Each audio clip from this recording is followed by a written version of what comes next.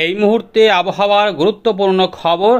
দক্ষিণবঙ্গ সহ উত্তর পূর্ব ভারত এবং বাংলাদেশের বেশ কিছু অংশে বৃষ্টিপাত আসতে চলেছে। বজ্রগর্ভ মেঘ ইতিমধ্যে তৈরি হওয়া শুরু হয়েছে, তবে প্রচণ্ড গুমোট এবং অস্বস্তিকর গরম থাকবে। এরই মধ্যে বজ্রগর্ভ মেঘে বৃষ্টিপাত হওয়ার সতর্কতা জারি করেছে আলিপুর আবহাওয়া দপ্তর।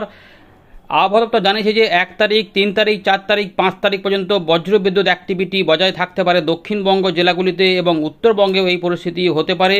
এর পাশাপাশি উত্তর পূর্ব ভারতে হলুদ এবং কমলা সতর্কতা জারি করেছে আবহাওয়া দপ্তর। আমরা পুরো বিষয়গুলিকে আলোচনা করব। এর পাশাপাশি ইতিমধ্যে বিহারে তো প্রচণ্ড অবস্থা খারাপ, সেখানে আবার একটুখানি বৃষ্টিপাত হবে দেখা যাচ্ছে, কারণ নেপালের বন্যা এবং ঝাড়খণ্ড বিহারে যে বন্যা, যে প্রচুর পরিমাণে বৃষ্টিপাত হয়েছিল, সেই সমস্ত মিলেমিশে বিহারের থেকে এখানে নেপাল দিকে প্রচুর পরিমাণে জল এসে বিহারের বন্যা পরিস্থিতি আরও অবনতি হয়েছে। এর পাশাপাশি মুর্শিদাবাদ এবং মালদার দিকেও কিছুটা চাপ বেড়েছে। ফারাক্কায় সেই সমস্ত জল এখনও আসছে এবং সেই ফারাক্কা ব্যারেজ থেকে কিন্তু জল সম্ভবত ছাড়া হবে এমনই কিন্তু খবর ছিল।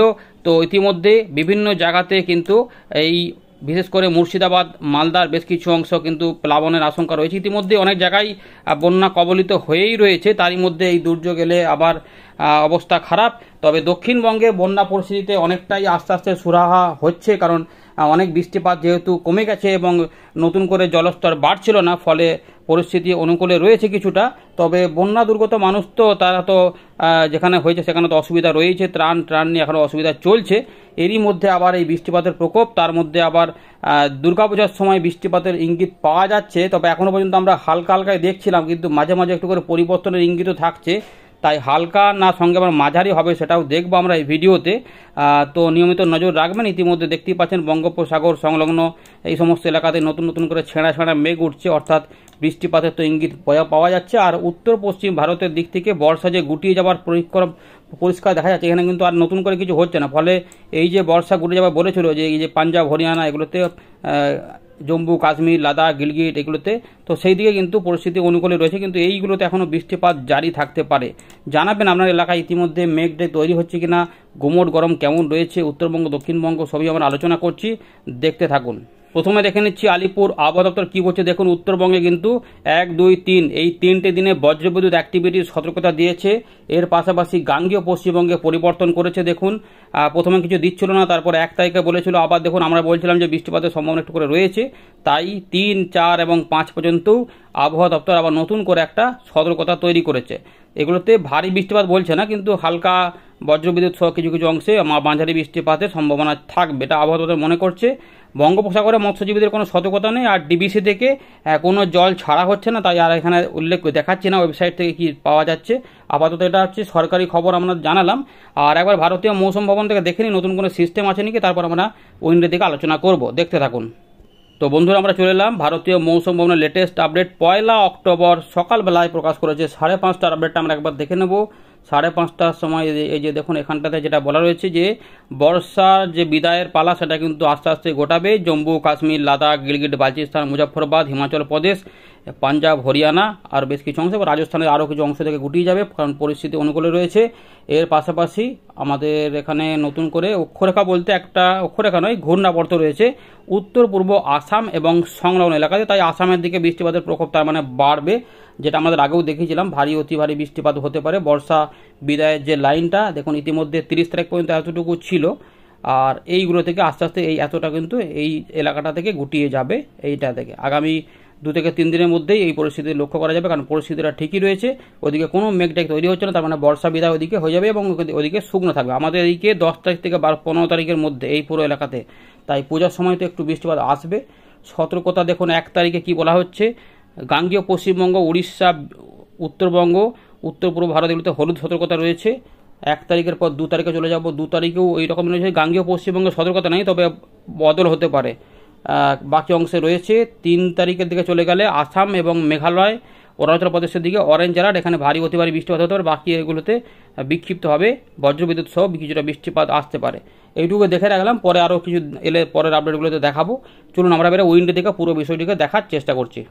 তো বন্ধুরা, আমরা চলে এলাম উইন্ডির লাইভ স্ক্রিনে। ইতিমধ্যে দেখা যাচ্ছে মায়ানমার, এখানে মিজোরাম, ত্রিপুরা, মণিপুর, এর পাশাপাশি আসাম, মেঘালয়, উত্তরবঙ্গের দিকগুলোতে কিন্তু ভুটান এগুলোতে কিন্তু নতুন করে মেঘ তৈরি হচ্ছে। এদিকে ঘূর্ণাবর্ত এইখানটাতে রয়েছে, ফলে এখানে মেঘ তৈরি হবেই। এর পাশাপাশি বাংলাদেশের রংপুর, ময়মনসিংহ, সিলেট এই বিভাগে মেঘ তৈরি হওয়ার পর বৃষ্টিপাত আসবে এবং আস্তে আস্তে এই গাঙ্গীয় পশ্চিমবঙ্গ সংলগ্ন বাংলাদেশ, আমাদের বীরভূম, মুর্শিদাবাদ, নদিয়া, মালদার এই আশেপাশে পূর্ব বর্ধমান, নদিয়া, উত্তর 24 পরগনা, দক্ষিণ 24 পরগনা এগুলোতে বৃষ্টিপাত আসার পাশাপাশি এগুলো পরবর্তী ক্ষেত্রে হুগলি, বাঁকুড়া, মেদিনীপুর এগুলোতেও যাওয়ার সম্ভাবনা থাকবে। কারণ দেখো এই জন্য দেখুন নতুন নতুন করে একটু উড়ো মেঘের মতো করে উঠছে, এইগুলোই কিন্তু বিভিন্ন অংশে মেঘ ডেকে বৃষ্টিপাত, অর্থাৎ বজ্র বিদ্যুৎ সহ বৃষ্টিপাতের সম্ভাবনা থাকবে। দেখুন ধানবাদের কাছে উঠছে, অর্থাৎ এটা মোটামুটি দেখা যাচ্ছে আসানসোল, চিত্তরঞ্জন, দুর্গাপুর আশেপাশে, অর্থাৎ দেখুন সব জায়গাতে কিন্তু একসঙ্গে হচ্ছে না। তাই আগে পরে করে যেটা বলেছিলাম যে ওই দুপুরের পর থেকে রাতের মধ্যে বৃষ্টিপাতের সম্ভাবনা থাকবে, এটা আমরা বলেছিলাম। এবারে দেখে পূর্বাভাসে কি পাওয়া যাচ্ছে, মেঘ ইতিমধ্যে কিন্তু উঠতে শুরু করেছে। খুব বড় দুর্যোগ নয়, কিন্তু নিম্নচাপের মতো করে একটু বৃষ্টিপাতের সম্ভাবনা থাকবে। তো আমরা ইতিমধ্যে দেখুন দেখাচ্ছি, এই দেখুন লো প্রেশার এরিয়ার মতো যে একটা দেখা গেল, এই যে দেখুন ঘূর্ণি, এই জায়গাতে কিন্তু বৃষ্টিপাতের সম্ভাবনা, নতুন নতুন করে মেঘ তৈরি হচ্ছে। তো আমরা ট্র্যাক করছি, দেখা যাচ্ছে বৃষ্টিপাত কিন্তু হতে পারে। ত্রিপুরা, মিজোরাম, মণিপুরে থাকবে, আমাদের মুর্শিদাবাদ, নদিয়া, 24 পরগনা, কলকাতা, হাওড়ার দিকে থাকবে কিছুটা, পূর্ব বর্ধমান এবং রাজশাহী, ঢাকা, খুলনা, বরিশাল, চট্টগ্রাম বিভাগের বিভিন্ন জেলা উপজেলাতে থাকবে, উত্তরবঙ্গের দিকেও থাকবে। ট্র্যাক করছি, তখন বৃষ্টি কিন্তু ছড়াতে পারে, এরকমভাবে কিছু অংশে রয়েছে। তো এখানে দেখা যাচ্ছে যে বৃষ্টিপাত উত্তরবঙ্গেও থাকবে, দক্ষিণবঙ্গেও থাকবে। তবে দক্ষিণবঙ্গে ভয়ঙ্কর আকারে বৃষ্টিপাত দেখা যাচ্ছে না, কিন্তু কিছু অংশে হতে পারে। তবে ছবিগুলোর সঙ্গে একটু অদল বদল পাবেন, বাস্তবের সঙ্গে কোথাও একটু বেশি, কোথাও কম থাকবে।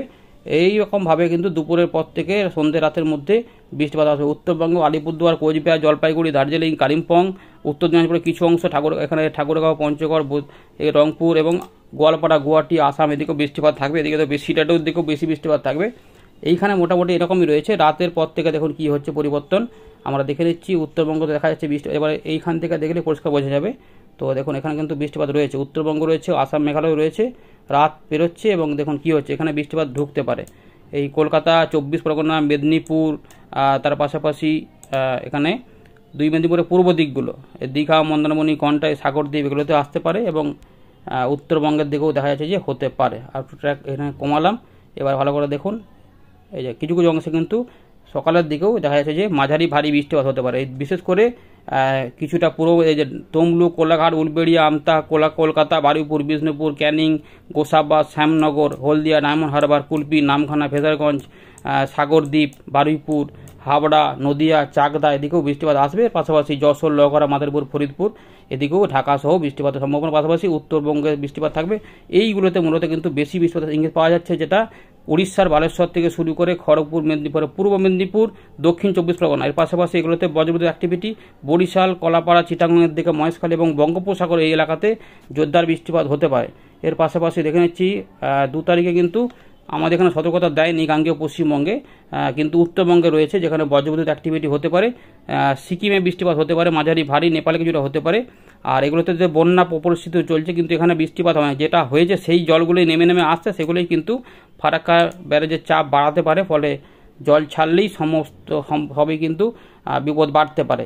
মালদা এবং মুর্শিদাবাদের বিভিন্ন এলাকাতে আমরা দেখতে পাচ্ছি 2 তারিখের দিকে মূলত উত্তরবঙ্গ, বাংলাদেশের উত্তর পূর্ব ভাগ এবং আমাদের উত্তর পূর্ব ভারতের আসাম, মেঘালয়, মিজোরাম, মণিপুর, নাগাল্যান্ড, ত্রিপুরা এবং চট্টগ্রাম বিভাগে বৃষ্টিপাতের সম্ভাবনা বেশি তুলনামূলক। ময়মনসিংহ, সিলেটের দিকে বাকি অংশে কম, কিন্তু বাংলাদেশটা বৃষ্টিপাত পাবে দেখা যাচ্ছে যে 2 তারিখের দিকে। 2 তারিখে আমাদের দক্ষিণবঙ্গে একটু কম থাকলেও 2 তারিখ রাত থেকে উত্তরবঙ্গে বিশেষ করে জলপাইগুড়ি, উত্তর দিনাজপুর এবং তার সঙ্গে শিলিগুড়ি, অধিবাড়ি, ধূপগুড়ি, শীতলাকুচি, আলিপুরদুয়ার, কোচবিহার, দিনহাটা, যেটা পঞ্চগড়, বোদা, দেবীগঞ্জ, ইসলামপুর পর্যন্ত এলাকাতে বৃষ্টিপাতের সম্ভাবনা থাকবে। সংলগ্ন বিহারে একটু বৃষ্টিপাত হতে পারে, আর এদিকে থাকবে।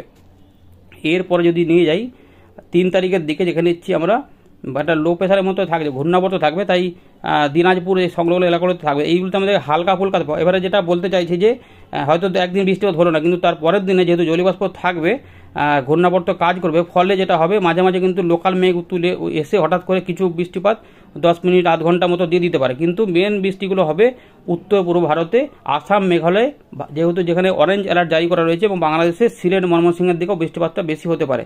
বাকি অংশে অনেক কম, মাঝে মাঝে দেখুন এই যে একটু করে কখনো কখনো আসতে পারে, এরকমভাবে কিন্তু থাকবে। এবারে যেটা হবে 5 তারিখ পর্যন্ত বৃষ্টিপাতের পরিবেশ থাকবে, এরপরে কিন্তু একটু কমের দিকেই থাকবে। তারপরে যেটা হবে ওই দেখুন 6-7-7-এর পর থেকে আবার কিছু কিছু অংশে বিক্ষিপ্তভাবে বৃষ্টিপাত আসতে পারে, যেটা পুজোর সময়তে যে বৃষ্টিপাতের কথা বলা হচ্ছে মূলত একদম হালকা টাইপের থাকতেই পারে। বিশেষ করে হয়তো বিকেল বা সন্ধ্যের দিকে একটু আধটু, হয়তো 10 মিনিট 15 মিনিটে কোনো কোনো এলাকাতে, তাও অনেক জায়গাতে হবে না, এরকম করেই কিন্তু রয়েছে, খুবই কম, মানে বড় কোনো ব্যাপার নয় যে ছাতা নিয়ে ঘুরতেই হবে এমন নয়। কিন্তু যদি দেখেন যে বিকেলে মেঘ হচ্ছে তখন বেরোলে হয়তো ছাতা লাগতে পারে, না হলে হয়তো নাও লাগতে পারে, এরকম ব্যাপার। তবে পরিস্থিতি বদল হলে আমরা অবশ্যই জানাবো। আপাতত 7-8-9 পর্যন্ত দেখা যাচ্ছে কীরকম নেই। 9-এর দিকে ওই যে বললাম যে দেখুন 4টে বাজে দেখা যায় 4টে স্লট থেকে এখানে একটু মেঘ মেঘ হতে পারে, তাই গুমোট গরমটা পুজোতে কিন্তু ভোগাতে পারে। এটা হচ্ছে সমস্যা, যে পুজোতে কিন্তু একটু অস্বস্তিকর গরমটা থাকতে পারে, বৃষ্টিপাতের হয়তো পরিমাণটা কম হতে পারে, কিন্তু অস্বস্তিকর গরমটা ভোগাতে পারে।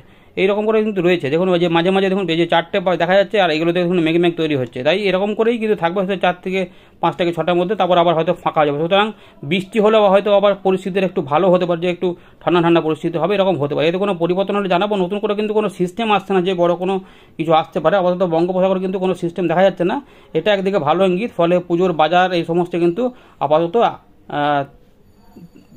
ওই 3 তারিখ থেকে বা 2 তারিখ থেকেই বলতে পারেন যে লাস্ট কটা দিন কিন্তু ভালোই যেতে পারে, শুধুমাত্র উত্তরবঙ্গে কিছু কিছু অংশে বৃষ্টিপাত হতে। 3 তারিখ থেকে আপাতত পরিস্থিতি ভালোর দিকেই যাচ্ছে বলে মনে হচ্ছে, এতে কোনো পরিবর্তন হলে আমরা জানাবো। ধন্যবাদ।